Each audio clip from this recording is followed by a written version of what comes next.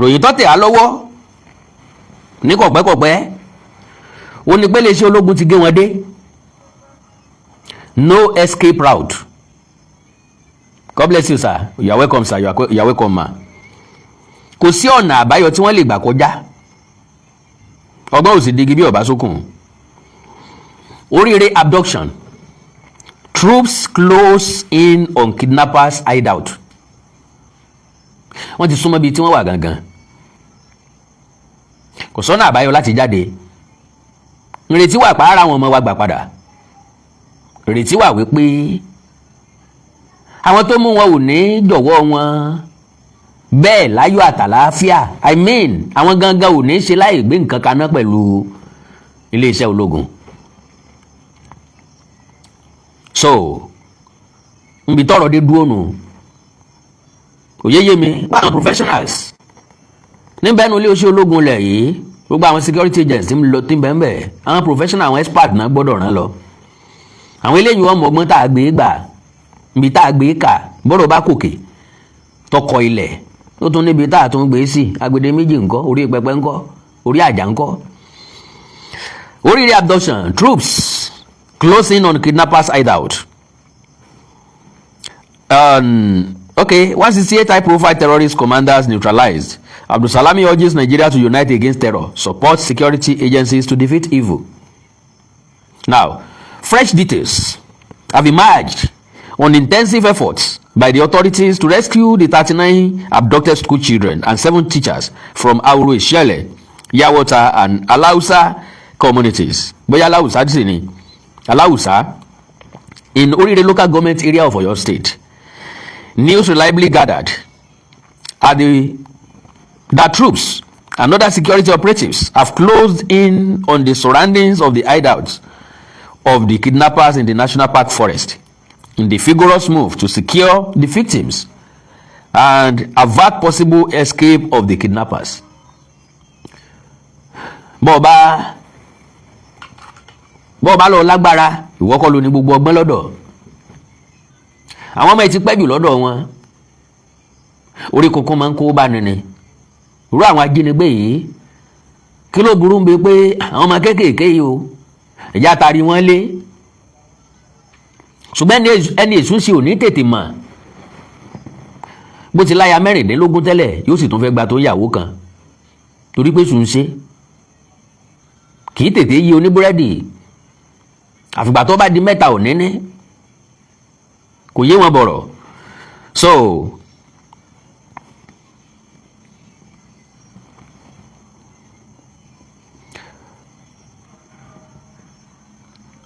in the vigorous move to secure the victims and avert possible escape of the kidnappers, the school children and their teachers were on June 15 kidnapped when the kidnappers invaded Baptist Nursery and Primary School in Yawota as well as 2 other schools in Ishele. As the operative intensified the rescue efforts in the weekend, a former head of state, General Abdulsalami Abubakar, called on Nigeria to fully rally around the security agencies in the battle against terrorism and other violent crimes across the country. Because majority wa ńlá sagbóde gbà fáwọn ajínigbé o. Majority wa ní lọ bá wọn ro oúnjẹ. Mo bá fídíò kan pàdé. Àwọn èèyàn wa náà ni wọ́n lọ ro oúnjẹ fáwọn ajínigbé. Can you imagine that? So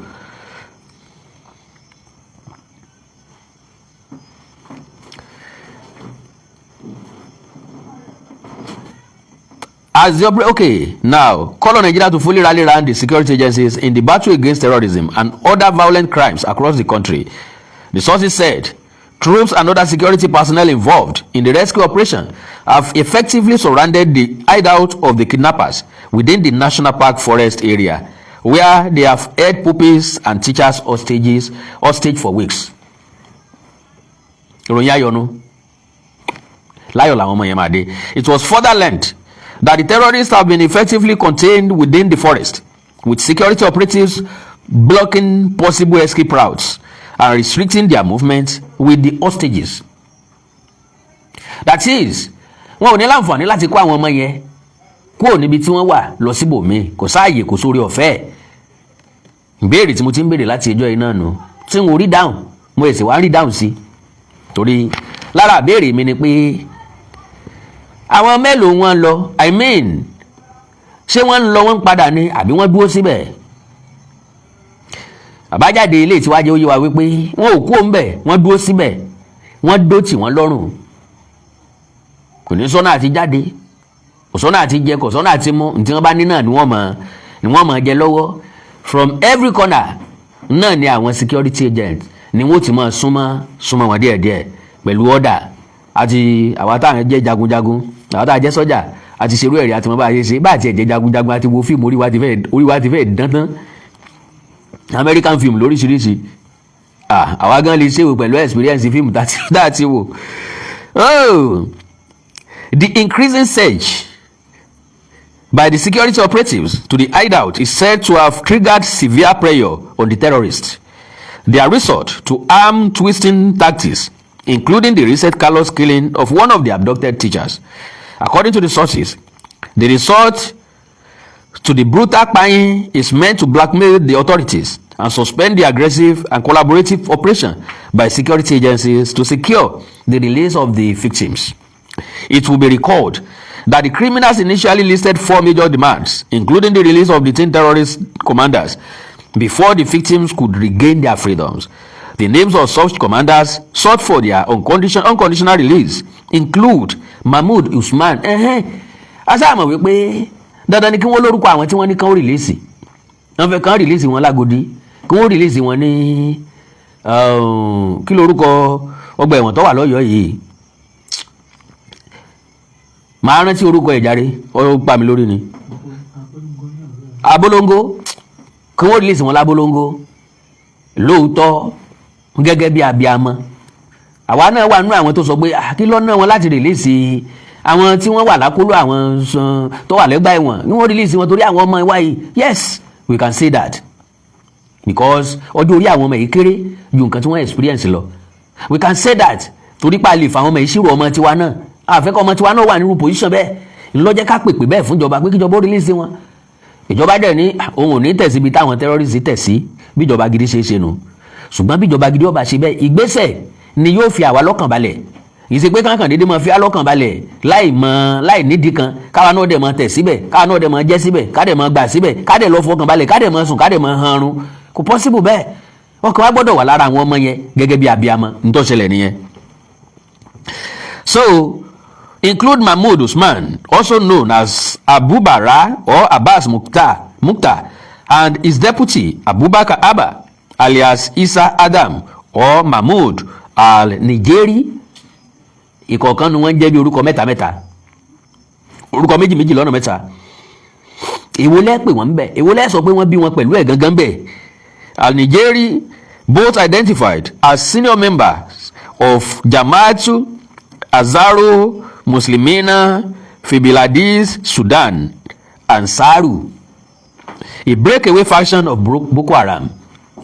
The suspects are currently in the custody of the Department of State Service (DSS) following their arrest by operatives of the agency in 2025. But as the security forces tighten the nose on the terrorists, they are said to have backed down on some of their earlier demands and are now largely seeking a ransom payment. Ó ti bọ̀ ọ̀rọ̀ ti dà tẹ̀yìn kọ́ máa gé tí ajá tá a gé létí tán tí ṣẹ̀ṣẹ̀ ń tọ́jú abẹ. Ìgbà yìí láàárọ̀ tarúgbó ń sunkún ẹyin.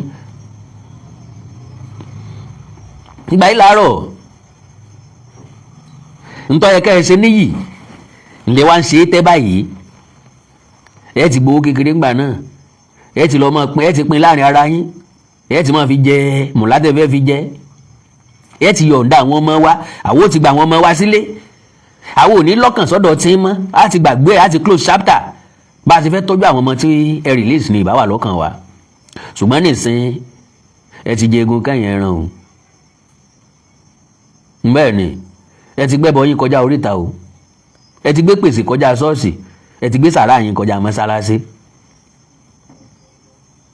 Ẹ̀ǹdí fíìmù yẹn ni mò ń dúró dè. À ń follow story scene by scene, action by action, àti ìwà mọ bóòsì àti mọ actor. So a fẹ́ kó end by tragedy on our own part.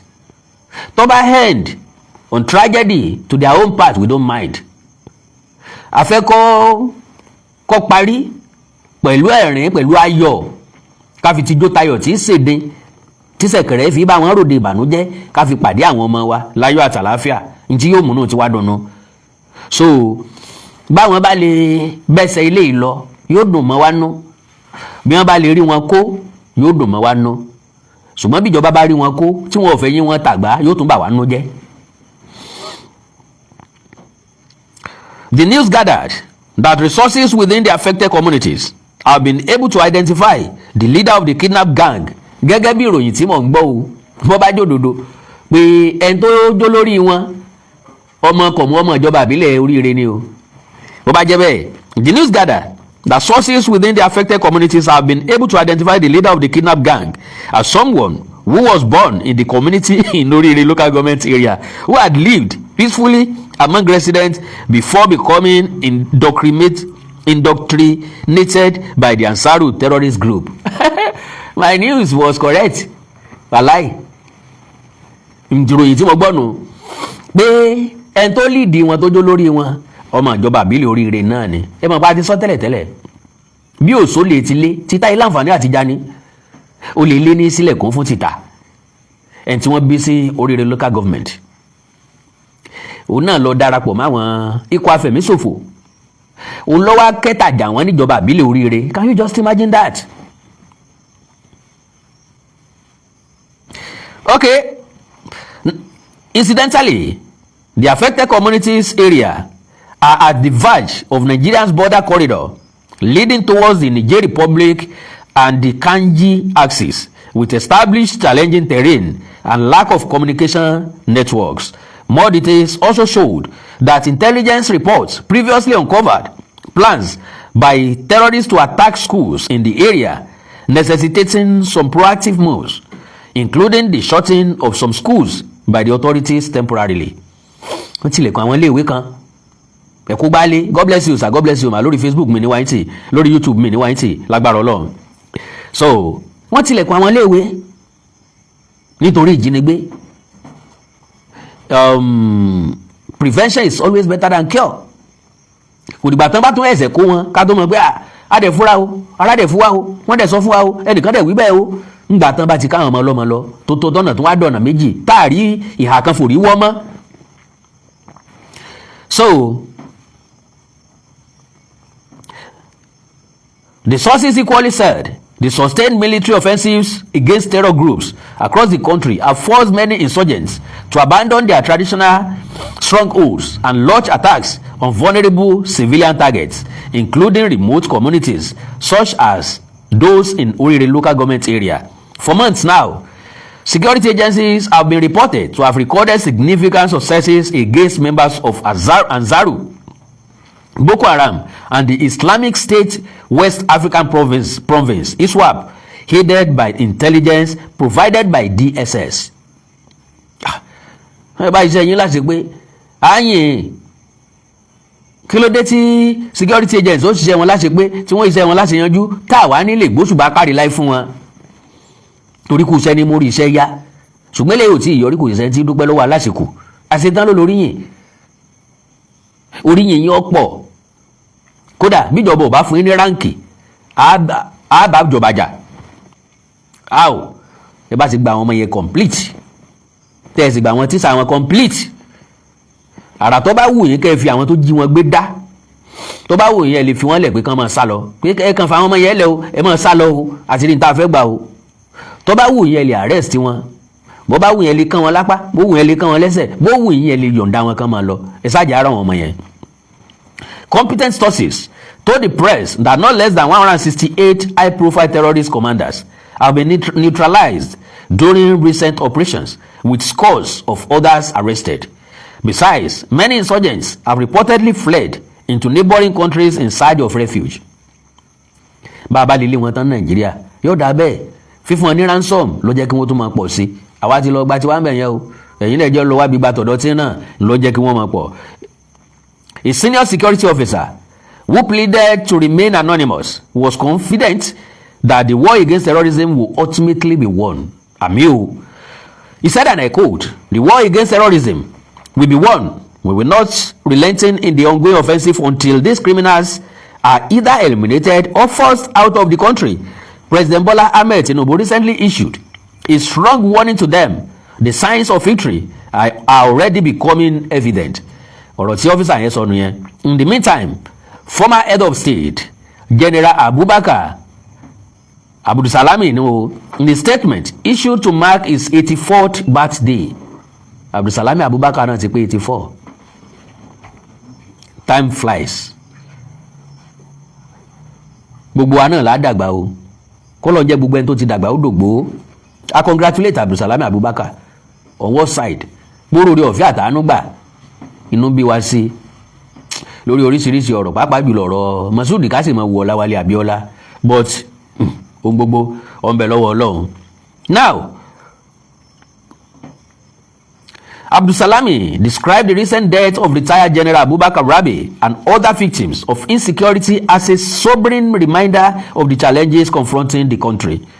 General Abdulsalami, who reflected on his sojourn in the military, which included service during the Nigeria Civil War and peacekeeping missions abroad, acknowledged that many countries are grappling with economic and security challenges, but urged Nigerians to rally together to preserve peace and national unity. He commended the Nigerian Armed Forces and security agencies for their resilience in combating terrorism, emphasizing, however, that the battle must not be left to security personnel alone. Ìmí àtẹ̀yìn nípa pàtàkì láti kó bàbá fẹ́ rẹ́yìn ìjínigbé tí ń bẹ lórílẹ̀‐èdè Nàìjíríà. Ká má fi dá wọn sọ́jà nìkan, ká má fi dá wọn DSS nìkan, ká má fi dá wọn ọlọ́pàá nìkan. Play your role, let me play my roles. So ìgbà yẹn la tó máa ṣẹ́gun ẹ̀tàn pátápátá.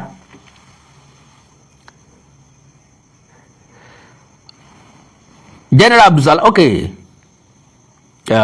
He cautioned against politicization of security matters, a tendency he noted has worsened the security situation and brought us to where we are today. He said, and I quote, "Let us join forces with government and security agencies at all levels to defeat these evils once, who do not recognize ethnicity, religion, political party, communal life, and other forms of identity. Propaganda for political and other selfish gains is also giving oxygen to to terrorist groups. The use of fake news on social media to propagate false narratives has served to encourage terrorists and other criminal groups. The success of one terrorist group encourages another." Yes, náà ni mo sọ lẹ́ẹ̀kan. Àti rí tiwa gbà, ẹ̀yin náà lọ gbà tọ̀dọ̀ yín. Ńgbà tí gọ́ọ̀mẹ̀ntì bá fáwọn kan 500 million, 400 million, 200 million, tàbí táwọn èèyàn kan tí wọ́n jí gbé tán sáré kówó jáde tán kó 150 million, 200 million kalẹ̀ ń gbé kíní lówó lórí o, ẹ jẹ́ káwa náà lọ sáìdì ibẹ̀. So, part of his statement read, okay, "The success of one terrorist group encourages another, and unless we have a rethink, we will continue to promote this crisis." Part of his statement read, and I quote, "Hi, General Abdulsalami Alhaji Abubakar, GCFR, on this occasion of my 84th birthday, wish to appreciate all Nigerians for their love and support all through these years. On this special day, I have had to pause and reflect over the state of things in our dear country. As an officer of the Nigeria Army, the recent tragic death of General Rabi, along with so many others, marks a defining moment for us as a country. This is very significant to me. Having served in the armed forces of Nigeria, fought in Nigeria's civil war, and led Nigerian troops in peacekeeping operations in other countries, I acknowledge that many nations of the world are passing through a series of economic and security challenges, and Nigeria is no exception. What is needed now is to support efforts to maintain order in the country. It is clear that the success of attaining this objective must be inclusive. The armed forces and all other security agencies have been very strong in the fight against terrorism. But this is not their fight alone. Every citizen has a stake And it is my plea that Nigerians unite to fight against terror.